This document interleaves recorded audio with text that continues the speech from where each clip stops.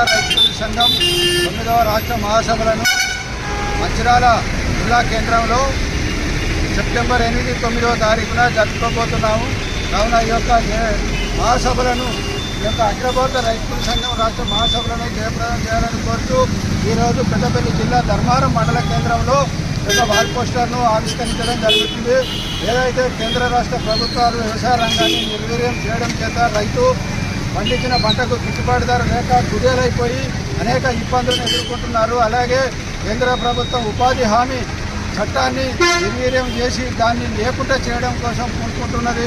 కావున కేంద్ర రాష్ట్ర ప్రభుత్వాలు వ్యవసాయ రంగాన్ని స్వదేశీ పెట్టుబడులకు కట్టలు చెక్కడం కోసం, ప్రైవేట్ పరం చేయడం కోసం స్వేచ్ఛ వాణిజ్య ఒప్పందాల మీద మోడీ సంతకం చేసి ఆ యొక్క గేట్లు బాగా తెరవడం చేత విదేశీ ఉత్పత్తులకు, విదేశీ పంటలకు ఇక్కడి భారతదేశంలో తక్కువ ధర పడుతుంది. మనం భారతీయులు పండించినటువంటి పంటలకు గిట్టుబాటు ధర లేక అనేక మంది రైతులు ఆత్మహత్యలకు దారితీసే అవకాశం ఉన్నందున ఈ యొక్క FTA స్వేచ్ఛ వాణిజ్య ఒప్పందాలకు వ్యతిరేకంగా కూడా పోరాటం చేయాల్సిన అవసరం ఉన్నది.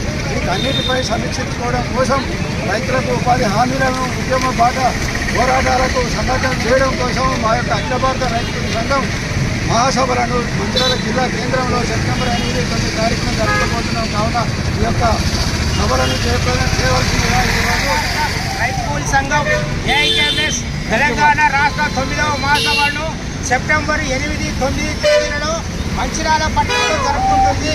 గత 50 సంవత్సరాలకు పైగా భూమి కూలీ పోరాటాలు మొదలుకొని భూస్వాముల పెత్తందారుల ఆగడాల దౌర్జన్యాలను ఎదిరించి గోదావరి లోయ పరివాహక ప్రాంతంలో సంఘం నాయకత్వాన ఆదివాసుల ఇతర పేదల లక్షలాది ఫారెస్టు బంజారు భూములను సాధించుకున్నారు.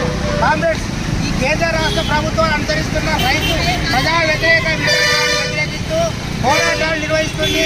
ప్రజలు న్యాయమైన సమస్యల పరిష్కారం కోసం, జీవించే హక్కుల కాపాడుకోవడం కోసం వెల్లుబిగిన పోరాటాలలో ఎందరో వీరులు నాటి దొడ్డి కొమరయ్య నుండి నేటి పూర్ణం లింగన్న వరకు ఆనుముత్యాల లాంటి వారు తమ అమూల్యమైన ప్రాణాలను అర్పించారు.